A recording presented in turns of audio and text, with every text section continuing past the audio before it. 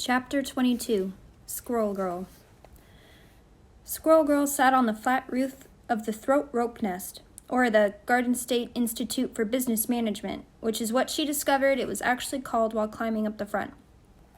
She looked for the nice man in the throat rope through the windows to say hi again, but the building was dark. People didn't do much instituting for business management on Saturdays. She sighed. She had told her mom she was going to study with Anna Sophia.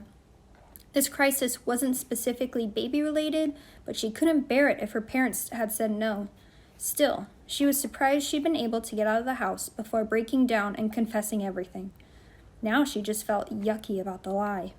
She checked her phone. 11:48 a.m. The talking zucchini said Saturday at high noon. It sounded like a cowboy thing. She hadn't seen a cowboy since California, and that had been on Halloween, so it probably didn't count. Maybe high noon was a supervillain clue. She could be on the lookout for robot cows instead of robot zucchinis. Did high noon mean 12 o'clock or higher than 12 o'clock? She sighed. It was a weird thing to say, even for a talking squash. Anna Sophia texted, "See anything yet?" Doreen, "When is it high noon?" Anna Sophia, "About 10 minutes. Doreen, "But that's regular noon." Anna Sophia, "High noon is the same thing, but with cowboys." Doreen, "I know, right? Do you think there will be robot cowboys riding little robot bulls?" Anna Sophia, "Maybe you're the cowboy in this scenario." Doreen, "Cowgirl." Anna Sophia replied, "Cow squirrel." Squirrel Girl giggled, and then she heard a squeak. In the distance, a gray speck was leaping from treetop to treetop. She caught sight of pink ribbon. Squirrel Girl jumped off the building, catching the top of a light across the street, and swung into a large oak. The two friends met on the black shingled roof of a house. Chuck-chuck! It was rare to see Tippy Toe out of breath, and it made her heart even harder to understand. The what? The fur teeth? Tippy held up a paw. Chuck-chuck! Poison dogs? Wait, what? Just tell me on the way. Let's go. Tippy Toe rode on Squirrel Girl's shoulder. As Girl and Squirrel scampered from treetops to buildings, Tippy Toe recounted the story of the dog with the metal tick and how it smelled of poison gas. The last time Squirrel Girl had been at the Burger and Bean Bowl, it had been bouncy with happy dogs chasing one another's tails and sharing dog food. Now the lot was empty, except for a single black and white dog with its paw on Speedo's strut fuzz. "Hey!" Squirrel Girl shouted, bounding toward the dog. Speedo held up a paw. "Chicka," he said. Squirrel Girl skidded to a halt. "You're okay," she said. The dog gave Speedo a soft lick on the back of his head. Tippy Toe scampered to Speedo's side, and the two squirrels began chittering faster than Squirrel Girl could completely follow. Chicka, chicka, chicka, chicka, chicka, chicka, chicka. The squirrel chitters were interrupted by a high-pitched whine, as if a dozen competing public address systems were turned on at once. It was loud, and everyone, including the dog, tried to cover their ears. 6 cat-sized drones twitched from behind the bushes and hummed as they hovered over the Burger and Bean building. Each one looked like a crowd of tiny helicopters had crashed into one another from different directions and somehow kept flying.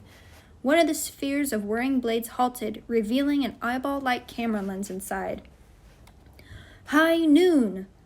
All of the eye-copters simultaneously broadcasted the voice of Shady Oaks' new supervillain. Squirrel Girl checked her phone. It was, in fact, exactly 12. But Anna Sophia's last text saying "Cow Squirrel" was still on the screen, and she stifled a laugh into a snort. "You've probably noticed the dogs are gone," the metallic voice continued. "Chicka-chick!" Tippy Toe chittered at the flying eyes. "I don't think he can hear you," Squirrel Girl said. "This guy likes talking way more than listening." "And why are they gone?" the voice asked, sounding a bit like a whiny 6-year-old Doreen once babysat in California.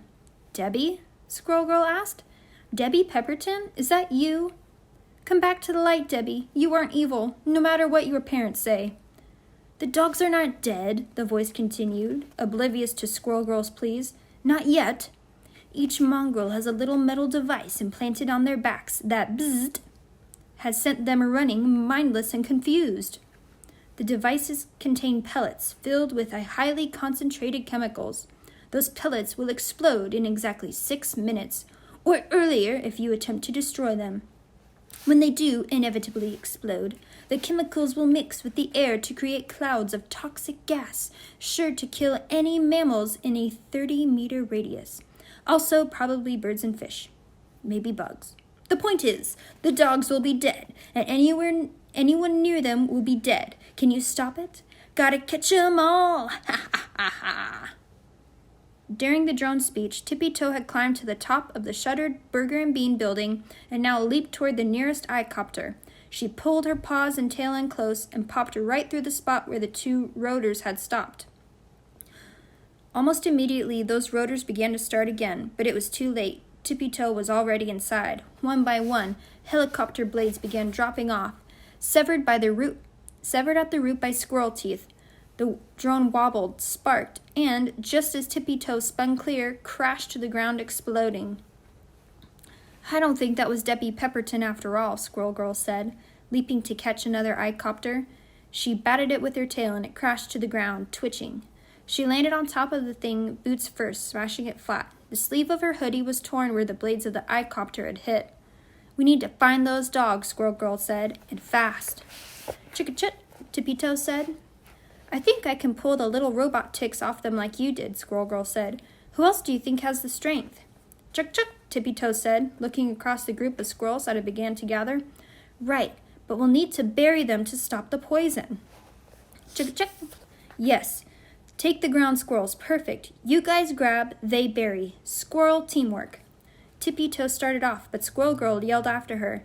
Any dog you can't get the tick off, herd it back here, and I'll meet you and help out. Chuck-chuck, Tippy Toe said. Yes, Squirrel Girl said. Like cowboys. Like cow squirrels. Tippy Toe darted into the trees. Speedo? Squirrel Girl asked. Speedo Strutfuzz gave her a thumbs up. Squirrel Girl jumped into a window ledge of the old Burger and Bean building and scanned the neighborhood. The dogs were not trying to hide. They had left a mess in their paths and were barking up a storm. Now all she had to do was catch them before they exploded.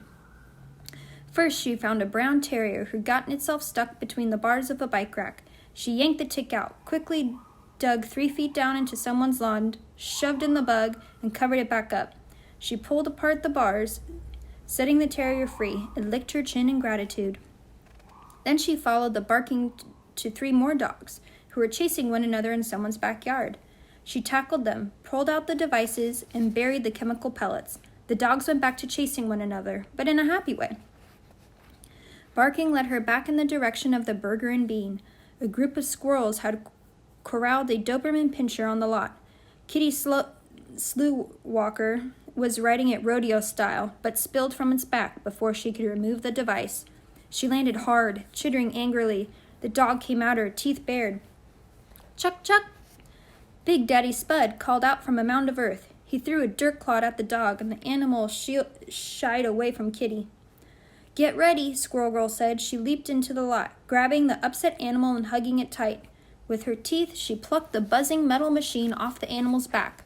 Its sparks of electricity stung her lips and made them vibrate. As soon as she got the bug out, the dog went limp with relief, and she laid it down. She spit the metal device towards Big Daddy Spud. Spud caught it in his mouth and began to dig, dirt flying under his quick claws. Fuzz Fountain Cortez arrived perched on a dog's head, tugging its ears to steer. Squirrel Girl plucked the little buzzing bomb off Cortez's mount and tossed it to Puffin Furslide, who buried it. Tippy Toe scampered in, reporting that she had taken care of 2 dogs all by herself.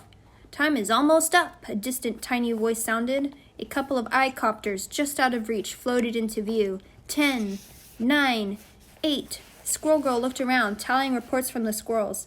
Is that all of them, she asked. I had 4. Plus Kitty's here, that's 5. There was Cortez's, and Nick, Scummers, and Bear Bodkin each got 1. With Tippy's 2, that's 11. 12 counting the first one was Speedo. Were there only 12? Boom! Echoed the voice from the speakers in the drones. A muffled pop sounded from beneath the pile of dirt where Big Daddy Spud had buried one of the devices. We did it! Squirrel Girl cheered, pumping a fist into the air. Chicka! Tippy Toe said, not cheering. Squirrel Girl's arms dropped. What? Chicka! Tippy Toe said, looking off into the neighborhood. There were 13, Squirrel Girl said. Oh no.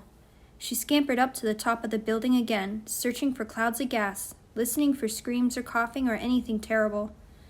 Speedo's black and white dog came galloping onto the construction site with Speedo on her back. Chicka-cha-cha, Speedo said. Chuck. Davy Pork Pun? Squirrel Girl asked. Where's Davy? Squirrel Girl, Tippy Toe, and a handful of others followed Speedo and his dog to the playground at the park. In the sandbox was a tired-looking wiener dog, and poking out of the sand was the back half of a squirreled body, tail twitching. Davy? Squirrel Girl asked. Tippy pulled Davy out by his tail. Davy shook his head wildly, sand falling from his fur.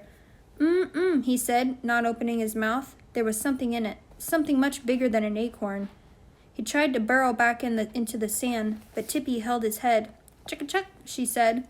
Davy's eyes widened. He looked around and then spit out one of the dog tick bombs. It sparked, and he threw his body on top of it.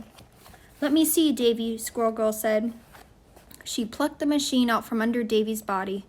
It was slimy with Davy's saliva, and as she watched, its little red light flickered, dimmed, and went out. Huh, Squirrel Girl said. I think you broke it. Chicka, Davy said, hanging his head. No, that's good, Squirrel Girl said. We want it broken. Your spit probably short-circuited the poison bomb. Score 1 for stupendous squirrel spit. Chicka-chuck, Tippy Toe said.